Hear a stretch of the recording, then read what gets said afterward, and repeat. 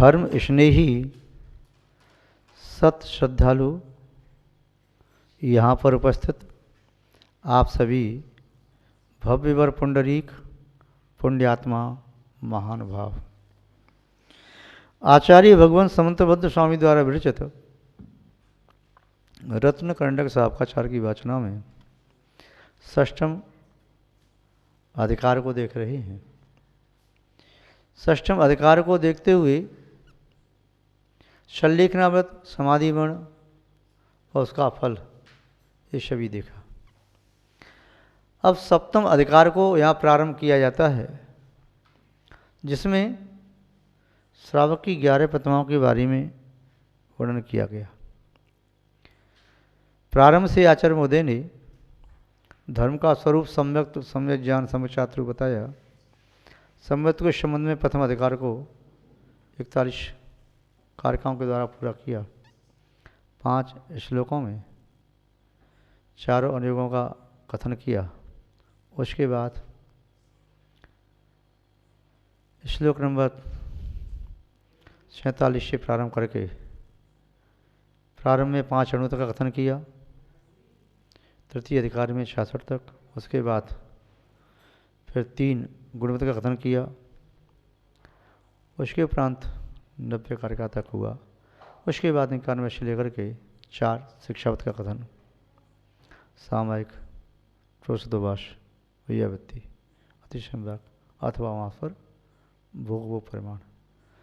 वहाँ पर दीक्षावकाश व्रत को यहाँ पर आचार्य समंतबद्ध स्वामी ने शिक्षावत में लिया है और गुण व्रतों में दिग्व्रत, अनर्हदंड वृत्ति व्रत और भोग वो परिमाण इसको लिया। तो यहाँ पर सप्तम अधिकार में और 11 प्रतिमाओं की विवेचना। षष्ठम अधिकार आचार्य महोदय ने समाधि शल्लेखना के संबंध में एक विधि पूर्वक बताया किस प्रकार एक गृहस्थ भी अपनी आत्मा का कल्याण करने के लिए गुरुजनों के निकट पहुंचकर संसार शरीर भोगों से विरक्त होकर और महावतों को स्वीकार करता हुआ साधना को बढ़ाता हुआ किस प्रकार वह समाधि को प्राप्त कर सकता है। यहाँ पर आचार्य महोदय बता रहे हैं कि श्रावक की 11 प्रतिमाएं होती हैं।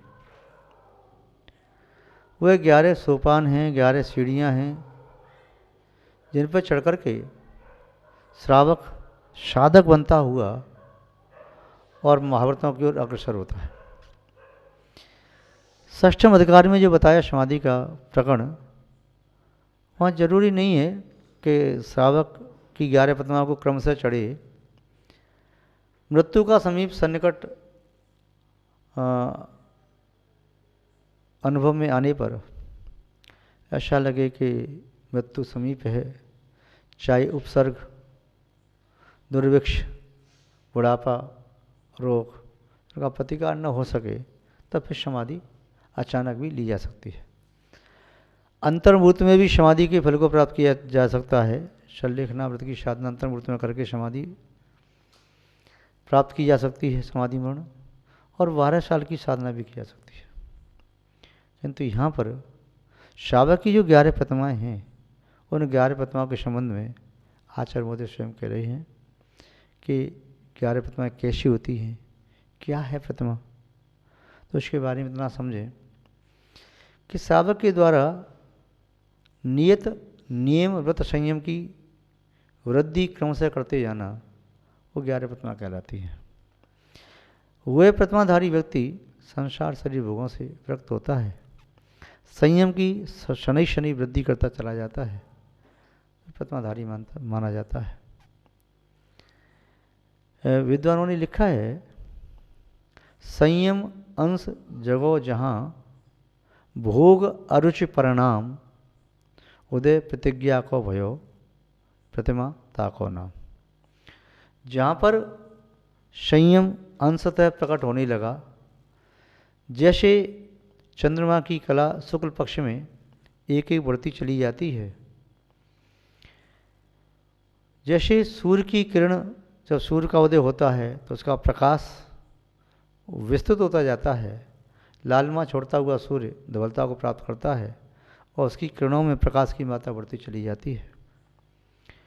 अथवा जैसे वर्षा काल आने पर सर्ताओं में जल की वृद्धि होती चली जाती है, अथवा जैसे किसान की फसल खेत में जैसे बीज बो दिया, फसल जब उगती है तो वृक्ष पौधे धीमे धीमे वृद्धि को प्राप्त होते जाते हैं।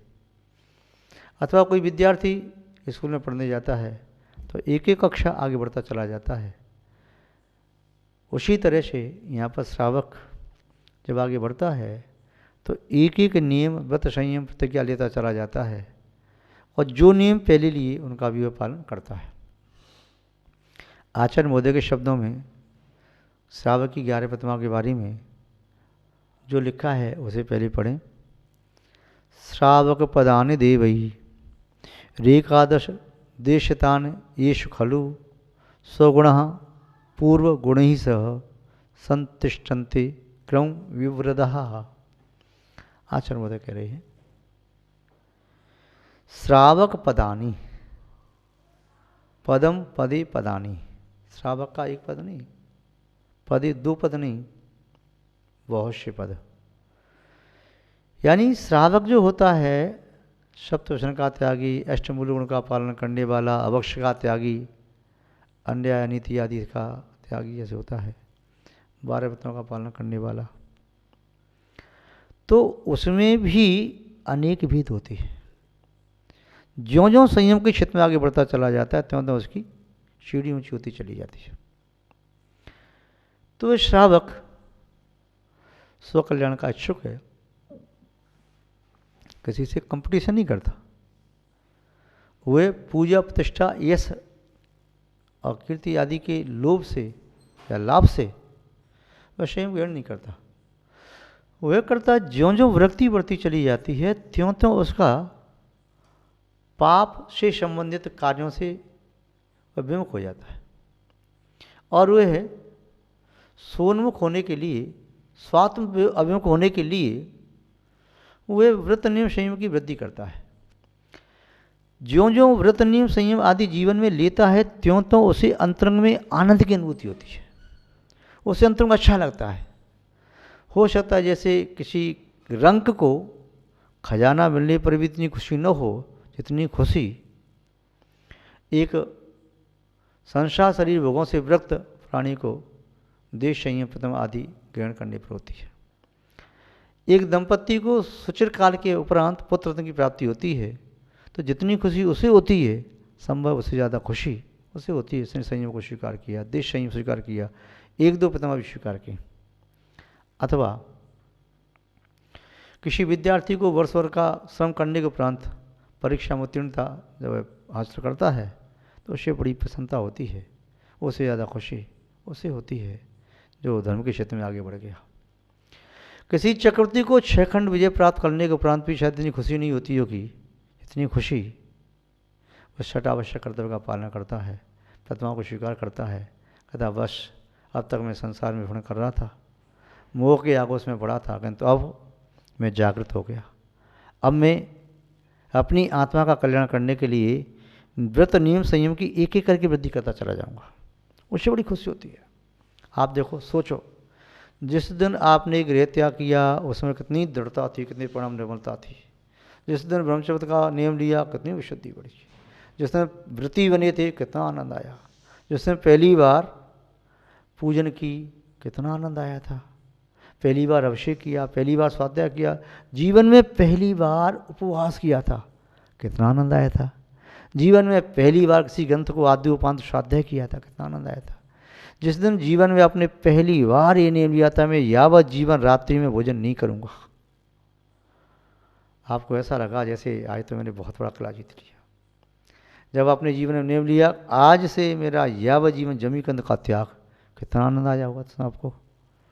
जब आपने धूम्रपान का त्याग किया, कोई भी नियम लिए तो उसमें ऐसा विशुद्धि बढ़ी थी, वह विशुद्धि इतनी बड़ी कि उस विशुद्धि को पचा नहीं पाए, आपकी वह विशुद्धि आपके चेहरे पर प्रदर्शित हो रही थी।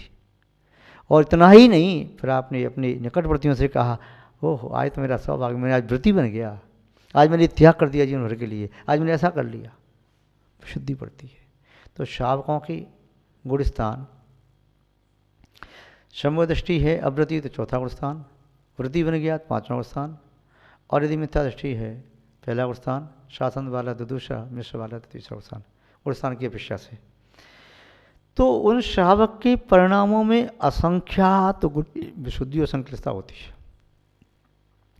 ज्यों ज्यों विशुद्धि बढ़ती चली जाती है, यदि भले 5वें स्थान वाले दो श्रावक हैं कि दोनों की विशुद्धि में बहुत अंतर हो सकता है, उनके विशुद्धि स्थान, लब्धि स्थान अलग अलग हो सकते हैं। यहाँ पर आचार्य महोदय कह रहे हैं कि श्रावक पदानी, श्रावक के पद, बहुत पद हैं, यहाँ पर एक क्रम निश्चित कर दिया, 11 पद, और ऐसे इनके असंख्यात पद भी हो सकते हैं, असंख्यात लोक प्रमाण भी विशुद्धि के स्थान के विश्वास हो सकते हैं, और ऐसे कम में भी हो सकते हैं, 3 वेद भी कर सकते हैं, पाक्षिक, नैष्टिक और साधक, श्रावकीय वेद भी हो सकते हैं, जो धर्म का पक्ष ले पाक्षिक, जो निष्ठा से धर्म को माने नैष्टिक, और जो साधना क्षेत्र में उतर जाए वो साधक। फिर 11 पद्मा वालों के भी 3 वेद किए जा सकते हैं, उत्तम, मध्यम, जघन्य। दूसरी पद्मा तक जघन्य श्रावक है व्रती श्रावकों में, दूसरी से 6वीं तक जघन्य श्रावक, 7वीं, 8वीं, 9वीं पद्मा तक मध्यम श्रावक, बोले 10वीं तक भी कह सकते हैं मध्यम, और 11 पद्मा वाला उत्कृष्ट श्रावक। उसके फिर 2 वेद होते हैं, एक क्षुल्लक अवस्था, एक एलक अवस्था। क्षुल्लक अवस्था में कोपीन और चद्दर होती है, और एलक अवस्था में केवल एक कोपीन होती है। उसके नीचे जो वर्णी आदि होता है तो वह उसकी अवस्था 2 दुपट्टा रखता है, एक पहनने का, एक ओढ़ने का। फिर चर्या में थोड़ा अंतर आता है, जैसे पहली पद्मा से लेकर के 9वीं पद्मा तक थाली भोजन कर लेता है, 10वीं वाला नियत बर्तनों में ही भोजन करता है। कदाचित पहले क्षुल्लक जी महाराज भी थाली यानी भोजन कर लेते थे, 1-2 बर्तन रख करके, किंतु आज वर्तमान काल में अधिक बर्तन न करके कटोरा रख लिया तो उसमें वो अपना आहार ग्रहण करते हैं। अहिलक जी महाराज उसका भी परित्याग कर देते हैं और करपात्र में आहार करते हैं, क्योंकि उनका अभ्यास ऐसा होता है। तो ये तो वाह्य चर्या की अपेक्षा से भेद किए 11 है, अंतरंग के परिणाम की अपेक्षा से और अधिक भेद है। श्रावक पदान देवही 11 देशतानी येषु खलु। देवही, देव शब्द का अर्थ यहाँ पर जिनेन्द्र भगवान से लेना है, देवादेव से लेना है, जो वीतरागी हैं, सर्वज्ञ हैं, हेतोपदेशी हैं, अनंत चतुष्टय से युक्त हैं, 4 घातीय कर्म से रहते हैं, वो अनंत भगवान देवही माने उन जिनेन्द्र भगवंतों के द्वारा। कौन से जिनेन्द्र भगवान ने कहा? महावीर स्वामी ने, या पार्शनाथ से, आदिनाथ से, अशांतनाथ से, चंदाप्रभु या नेमनाथ। देवही शब्द कहा तो समस्त केवली भगवान का एक ही उपदेश है, समस्त जिनेन्द्रों ने कहा। देशतानी माने कहते हैं कहा है। येषु जिनमें खलु निश्चय से क्रम विवृद्धा, क्रम बढ़ता हुआ होता है। किसका? स्वगुण पूर्व गुणेश है। जिस प्रतिमा को प्राप्त किया उस प्रतिमा का क्या स्वरूप है, उन व्रतों का पालन करना जरूरी है। सप्तम प्रतिमा स्वीकार की तो सप्तम प्रतिमा का पालन करना, जो स्वरूप बताया उसका पालन करो। किंतु उसके पूर्व 6 प्रतिमाएँ हैं, उनका भी पालन करना जरूरी है, उसे छोड़ा नहीं जा सकता, उसके प्रति शिथिल नहीं हो सकते, उन्हें त्याग करके आगे नहीं बढ़ सकते, क्रम ही होता है। ऐसा नहीं कोई व्यक्ति कहे कि देखो मेरे से पहली, दूसरी, तीसरी, चौथी, 5वीं प्रतिमा तो पलेगी नहीं, मैं 6वीं, 7वीं प्रतिमा ले लेता हूँ क्योंकि मेरी पत्नी दिवंगत हो गई, अब मैं ब्रह्मचर्य का पालन कर लूँगा, और दिवा में तुम त्याग है तो वो पालन कर लूँगा, 5 का पालन मुझसे नहीं हो पाएगा, तो ये इसमें नहीं चल सकता। या मैं पहली का पालन करूँ, दूसरी का करूँ, या मैं सीधी 11 प्रतिमा का पालन कर लूँ, 11वीं प्रतिमा का, अन्य प्रतिमा नहीं पालन करूँ, नहीं, क्रम से ही चलना होगा, आक्रम इसमें नहीं हो सकता। तो इसलिए कहा स्वगुण पूर्व गुण सह, जिस प्रतिमा का जो स्वरूप है तो वे उस प्रतिमा के स्वयं के गुण हैं, स्वयं के व्रत हैं, और स्वयं के गुणों को, व्रतों को स्वीकार करने के साथ साथ पूर्व वाली प्रतिमा के जो गुण व्रत थे उनका भी यथोचित पालन करना अनिवार्य है। आगे वाली के नहीं, उसकी अभ्यास करो, भावना भाव कि पूर्व वाली का होना जरूरी है, पूर्व वाला नहीं होगा तो नहीं। जैसे कोई व्यक्ति आगे बढ़ता है, चाहे शिक्षा के क्षेत्र में, चाहे किसी क्षेत्र में, तो पहली बार इसका जैसे उसने परीक्षा पास की है LKG UKG, उसके बाद वो 1 में जाता है, फिर आगे प्राइमरी तक पहुंच गया, फिर मिडिल में पहुंचा, फिर सेकेंडरी, हाई सेकेंडरी, फिर इंटर पास करता है, फिर बैचलर होता है, फिर मास्टर की डिग्री लेता है, उसके बाद फिर वह PhD करता है और उसके उपरांत DLED आदि करता है। तो अब वो इतनी सोचे कि देखो भाई मेरे बस की ये LKG UKG तो है नहीं, मुझे तो सीधी DLED कराना हो तो कराओ, या मुझे तो सीधे MA कराओ या BA कराओ, या मैं तो हाई सेकेंडरी जहाँ तो एंटर करना चाहता हूँ। नहीं, क्रम है, उसी क्रम से चढ़ पाओगे। या कोई व्यक्ति जाना चाहता है 11वीं मंजिल पर, तो पहले एक एक मंजिल पर चढ़ के सीढ़ी के द्वारा या लिफ्ट के द्वारा हो जाता है, तो पहली उसके ऊपरी फिर उसके ऊपर जाता है। तो ऐसा नहीं छोड़ के नहीं जाता है, वह पहले उसके नीचे अंडर है, हस्तगत हो गई, पहली मंजिल हस्तगत हो गई, अब दूसरी पे जा, तो दूसरी पे जाएगा तो पहली निकल के बाहर नहीं चली गई, हस्तगत उसके पैरों के तले के नीचे है, तीसरी पहुंच गया तो पहली दूसरी पग तल के नीचे है, चौथी पहुंचा, 5वीं 6वीं 7वीं जैसे पहुंचा, तो ऐसे चलता कर जाता है। इसी प्रकार से पहली प्रतिमा का जो स्वरूप बताया है, आगे बताएंगे महाराज। तो पहली प्रतिमा के स्वरूप का पालन करता है, उसका यथार्थ पालन करता है। अब वह पहली प्रतिमा का पालन करते हुए शुद्धि बढ़ाता है, तो दूसरी प्रतिमा का कदम बढ़ाता है। जब दूसरी प्रतिमा स्वीकार करता है तो पहली प्रतिमा के व्रत गुण सब पालन किए जाते हैं और दूसरी के भी करने। तीसरी की ओर आगे बढ़ रहा है तो पहली के पालन करना, दूसरी के पालन करना और तीसरी के पालन करना। तो यहाँ का 100 गुण अपनी जो प्रतिमा पालन कर रहा है, 4 प्रतिमा तो चौथी का पालन कर रहे, यहाँ कर रहे, 1 2 3 उनका पालन कर रहे तो चौथी का पालन करना सार्थक है, अन्यथा प्रतिमा ही नहीं कहलाएंगे। क्योंकि बिना वेश के कोई व्यक्ति कहे कि मैं ज़मीन से तो दीवार खड़ी नहीं करूँगा, मैं 8 फीट ऊपर से दीवार खड़ी करूँगा, तो आकाश में खड़ी नहीं होती। पहले 1 फीट ज़मीन पर, फिर 2 फीट 3 फीट, उसके ऊपर आगे बढ़ते चले जाते हैं। तो 100 गुणा पूर्व गुणी से, तो जहाँ पर चल रहा है वह क्रम, तो वहाँ तो चल ही रहा है, उसके नीचे वाला भी नियम से होता ही है। तो यहाँ पर आचार्य महोदय ने कहा संतिष्ठन्ते क्रम वृद्धा, बढ़ते हुए क्रम से वे सभी व्रत वहाँ ठहरते हैं, प्रतिमा का पालन किया जाता है। जिन प्रतिमा का स्वरूप आगे कहेंगे, आज बस इतना ही। जय बोली श्री शांतनाथ भगवान की, परम पूजा आचार्य गुरुदेव श्री विद्यानंद महाराज की, अहिंसा में विश्व धर्म की।